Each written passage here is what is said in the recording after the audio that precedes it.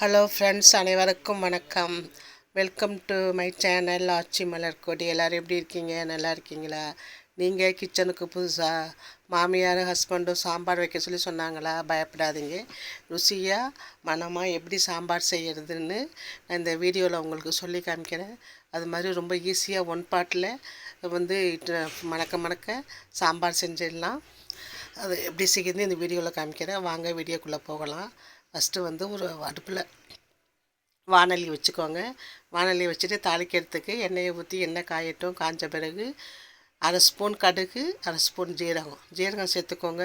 அது நல்லா கையால் உள்ளங்கையில் வச்சு நசுக்கிட்டு போடுங்க, நல்லா வாசனையாக இருக்கும்.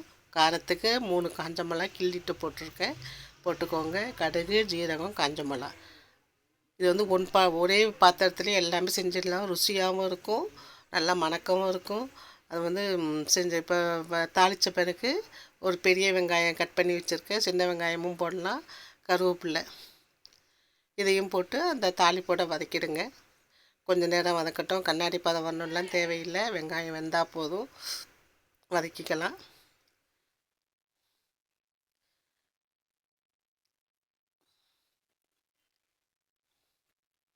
இப்போ அந்த வெங்காயம் நல்லா வதங்கி வந்துட்டு இப்போ சாம்பாருக்கு தக்காளி 2 தக்காளி நல்லா சின்னதாக கட் பண்ணி சின்னதாக கட் பண்ணால் சீக்கிரம் வெந்துடும்.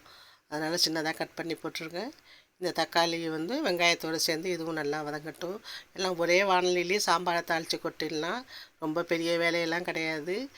இப்போ தாளித்து இந்த தக்காளி வந்த உடனே 2 கத்தரிக்காய், அவங்கள்ட்ட என்ன வீட்டில் காய்கறி இருக்கோ அதை போட்டு வைங்க, நல்லாயிருக்கும். சாதாரணமாக சாம்பாருக்கு நிறைய காய்கறிகள் போட்டால் நல்லாயிருக்கும்னு சொல்லுவாங்க. இந்த பருப்போடு சேர்ந்து இந்த காய்கறியும் ருசி நல்லாயிருக்கும். அதனால் எல்லாம் ஒவ்வொரு காய்கறியாக போட்டால் போதும். ஏன்னா சாம்பார் நிறையா வந்துடும். இப்போ கத்திரிக்காய் போட்டுருக்கேன். கத்திரிக்காய்க்கு அப்புறம் என்கிட்ட முருங்கைக்காயும் வெண்டைக்காயும் இருந்துச்சு, அதையும் போட்டிருக்கேன். சாதாரணமாக சாம்பாருக்கே முருங்கைக்காய் தான் வாசனையாக இருக்கும். முருங்கைக்காய் மாங்காய் போட்டு சாம்பார் வச்சா 2 தட்டு சோறு எக்ஸ்ட்ராவே சாப்பிட்லாம், அவ்வளோ நல்லாயிருக்கும். சீசனில் மாங்காய் கிடைக்கிறப்ப மறக்காமல் முருங்கைக்காயோட மாங்காய் சேர்த்து சாம்பார் வச்சுருங்க. இப்போ நான் ஒரு நெல்லிக்காய் அளவு புளியை கல் உப்போடு சேர்த்து ஊற வச்சு கரைச்சி அதில் நெல்லிக்காய் அளவு புளிக்கு 2 ஸ்பூன் சாம்பார் பொடி சேர்த்துருக்கேன். சாம்பார் பொடி வீடியோ நான் அடுத்ததில் வீடியோவில் போடுறேன். இந்த சாம்பார் பொடி இல்லாட்டினா மிளகாத்தூள் 1 ஸ்பூன், மல்லித்தூள் அரை ஸ்பூன் போட்டுக்கோங்க. சாதாரண வீட்டில் உள்ள தூள் அப்படியும் வச்சுக்கலாம், ஒன்றும் பிரச்சனை இல்லை. இருக்கிறவங்க சாம்பார் தூள் போட்டுக்கோங்க. 1.5 ஸ்பூன் சாம்பார் தூள் சேர்த்துருக்கேன். சாம்பார் தூள் சேர்த்தா கொஞ்சம் ருசி அதிகமாக இருக்கும், அவ்வளோதான், ஒன்றும் இல்லை, வித்தியாசம் கிடையாது அதில்.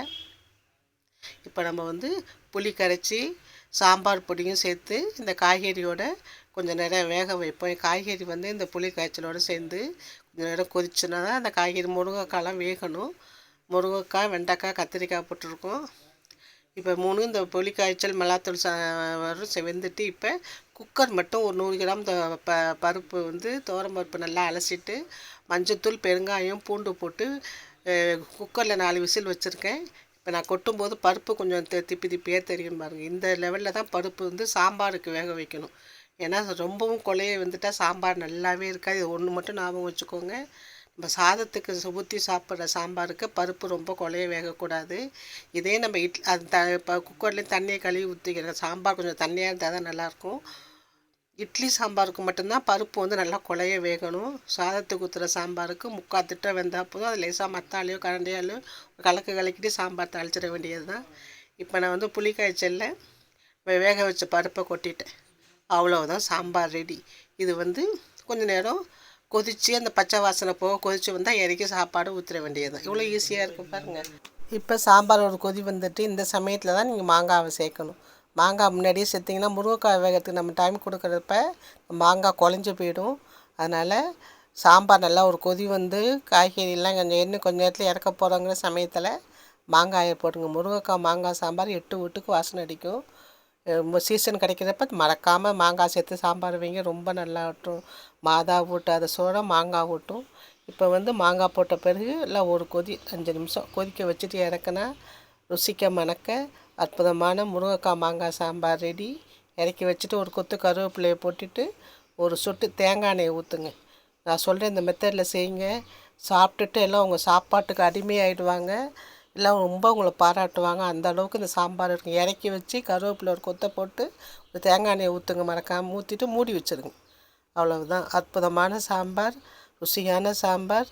நீங்கள் புதுசாக சமைக்கிறீங்கன்னு சொன்னால் யாரும் நம்பவே மாட்டாங்க. எக்ஸ்பர்ட்டாக ரொம்ப நாள் சமைச்சவங்க வச்ச சாம்பார் மாதிரி இருக்கும். இந்த மெத்தடில் புதுசாக சமைக்க வர என் தங்கங்களே சாம்பார் வைங்க, ரொம்ப நல்லாயிருக்கும். இந்த நான் வச்சுருந்த இந்த சாம்பார் வீடியோ உங்களுக்கு பிடிச்சிருந்தா என் சேனல் சப்ஸ்கிரைப் பண்ணுங்கள், லைக் பண்ணுங்கள், ஷேர் பண்ணுங்கள். தேங்க்ஸ் ஃபார் வாட்சிங்.